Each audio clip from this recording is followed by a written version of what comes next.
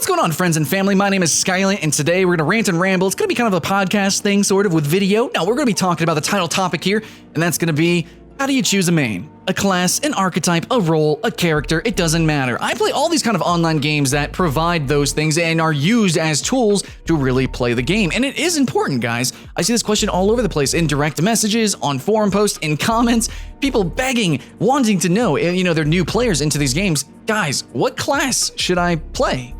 Well, I see the answer often, too often probably, that says this. Pick whatever's fun to you. Just play whatever is fun. Guys, they're new players. They don't know what's fun. They don't know what actually is fun. So here's my answer. I'm gonna try to be quick and clean with this, okay? Not too ranty, okay? So basically, my answer to this is to play what is most unique and what the game can offer to the best experience. Maybe that is a little bit vague, but I'll use some better examples and I'll give you a little bit of a background on me and my schema and why I decide to try to play the most unique classes. So, I play a lot of different games. And this is gonna change depending on what you play, guys. Your own video game economy, as in like how much time you can spend in video games, is gonna actually determine what you do in those video games. So for me personally, I play games for a living, and this is what I do. I play lots of different kinds of games, and I play them pretty in depth, and I do first impressions, I do videos, and all of that incentivizes me personally, and also just my personal bias, to play characters, classes, in games that are more unique in comparison to basically all other genres, all games as a whole. I'm essentially looking for the most unique experience that I can have physically in terms of me interacting with the game. What gives me the most special feeling out of any other game? I'm not talking about just comparing like MMOs to MMOs. I'm talking about comparing MMOs to FPS even, or MOBAs. What's gonna give me that real special feel-good feeling that I want personally, and that's generally going to be the uniquity. So in my experience, I have had the most fun. I have seen people, you know, commentate and be kind of like very excited about games and first impressions when they see me playing these weird classes of these games. So a lot of people don't realize how ridiculous the Mesmer is in Guild Wars 2. A lot of people might see footage of like the Dark Knight in Black Desert Online and be like, holy shit, this is Black Desert Online. You know what I'm saying? Though a whole lot of classes of Black Desert Online are just fucking ridiculous. People might see footage of like Lee Sin or Yasuo from League of Legends and be like, I didn't know that MOBAs could be like this. This shit's like a fighting game. A lot of people don't realize the potential of games because really, I mean, obviously, if they're divided into roles, archetypes, characters, classes, then you're never going to see the full potential of it from any one perspective. However, what I think you should do is try to pick the class that will do it the most and the best and give you the most unique experience. Again, that is just my viewpoint. That is my personal perspective, because I play, well, lots of different games. So there's no point in me just being a healer across everything unless I played with a dedicated group, maybe. If I gotta, you know, I think healing in Final Fantasy XIV, probably really spot on. The game seems like it's made for obviously slower paced group content, so a healer would match, you know, pretty fucking good there, right? I wouldn't want to play a warrior there. I wouldn't really want to play melee or DPS because it's rather slower. If I want to play DPS, I'll go to Guild Wars 2, where basically every single class is DPS and the game is much faster paced, you know, stuff like that. Or maybe Terra, you know, aimed skill shots and things, I guess. Or maybe you might want to play something like Darkfall, where, you know, you're just constantly, you know, shelling out, well, spells and, you know, arrows and things like that, and you're just really aggressive in that game. So that's what you need to think about. What does the game do like special? What does it do well? What will be comfortable for you as a player? Like obviously if you kind of have a disability, or if you're just a very unskilled player self-admittedly and you're very uncomfortable playing, you know, DPS or something, a lot of people will fall into healer, support, or something like that. So there is lots of different reasons why you might want to play certain classes over others, but to me, just go find what the game does best. And obviously that's fucking hard. Okay, you're a new player, but you can kind of get some hints, and I'll use some examples to kind of help you out. Yeah. Okay. So gameplay in the background is just of Black Desert Dark Knight. Yeah. I'm choosing to play Dark Knight because one, she's gorgeous. Okay. So the aesthetic is there. I like the aesthetic. But it's really not that unique, actually. I think probably the most unique looking class is the Berserker. Yeah, and probably one of the more unique mechanical classes is going to be the Tamer, actually, because she actually utilizes a pet with her abilities constantly, and she can jump on her pet and kind of use that, which is just kind of unique and stuff. But I'm playing Dark Knight because more than Tamer, at least, I found that I'm zipping and zapping all over the place. So aesthetically, you know, she's still just using kind of black little fiery explosions and wisps. I don't think she looks that different. She's pretty, but her aesthetic overall isn't very unique. But what makes her special is kind of what makes Black Desert Online special, is that it's all about like movement, crazy big attacks. It reminds me of like a Dynasty Warriors or a Musou game on crack, on steroids, man, just going ham, hyper action combat. And Dark Knight allows me to do that. It's got this really crazy pace where you're just doing like giant sweeping attacks, and you're just always on the go. You basically don't really have a resource. I mean, you do, but it's, you know, it's basically always topped off. You're just constantly like boom, boom, pow, zoom, zam, you know? It's ridiculous. It's childish, but that's what Black Desert does best to me, so that's why I play it. Now, it might not be the most unique class inside the game, but compared to other MMOs, what Black Desert does unique, I picked, in my opinion, what class did that the best.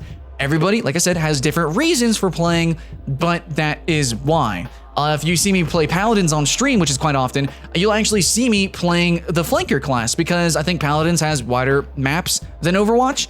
It also has more flanking routes overall, and the flankers are just really active. They have really low cooldowns, they're generally very skill shot oriented, and for an FPS that's competitive, that has roles, that's what I want. I want to play kind of like an assassin, I want to go into the back line, I want to disrupt the tank sometimes, I want to do that, and I feel like flanking in Paladins is the most unique experience, even compared to a game that is extremely similar.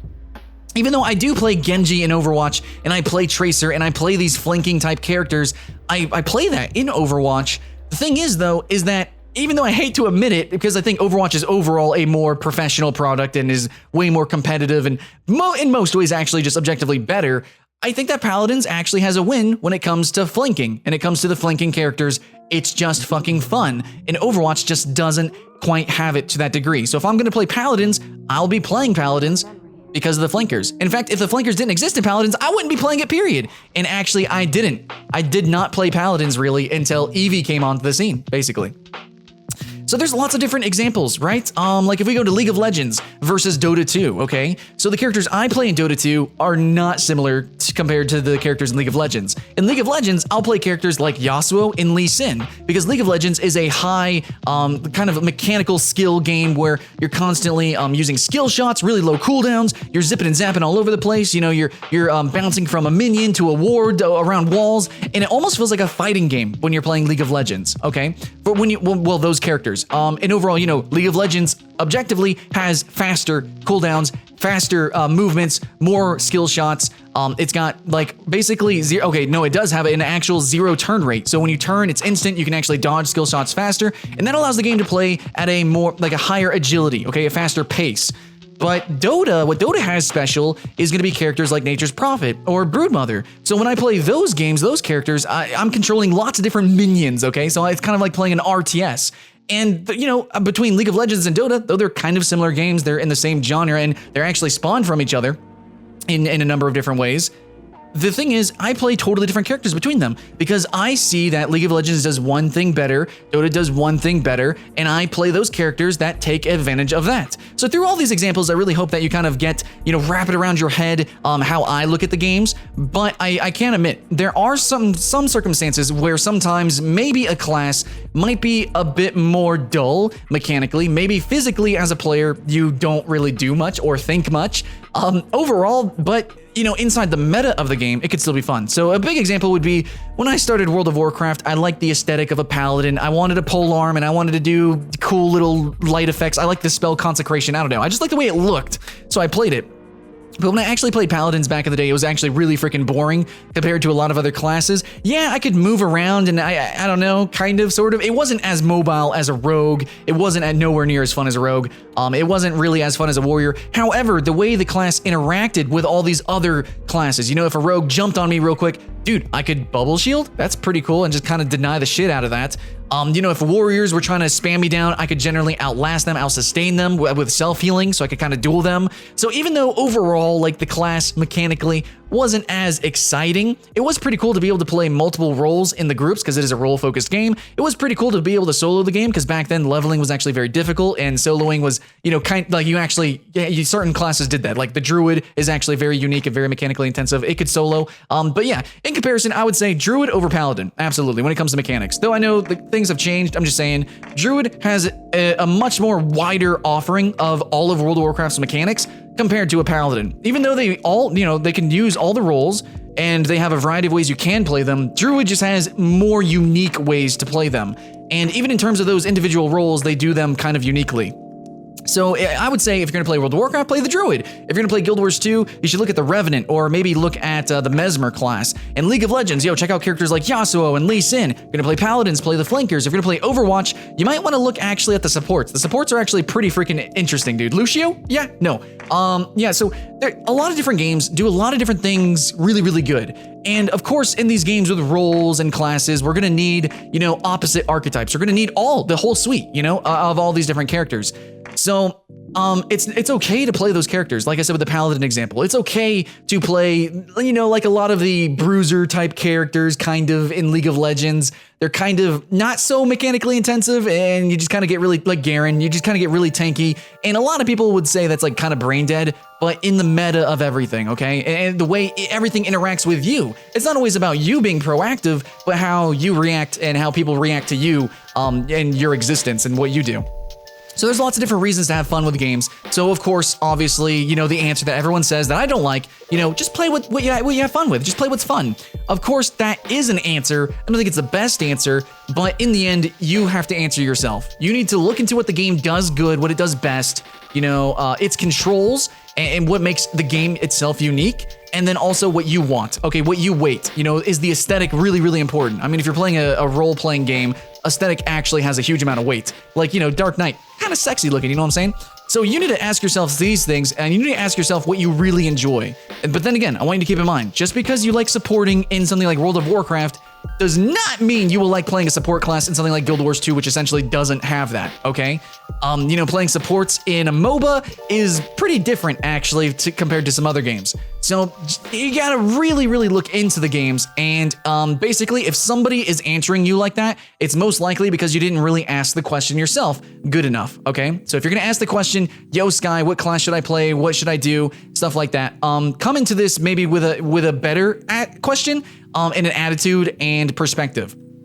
Try to do a little bit more research and kind of tell us, like, hey, I like playing DPS generally. I like games that have low cooldowns, lots of skill shots. So in this particular game, what class has most of that? And then we can, answer you, and that'll be a lot better. So guys, that's basically it.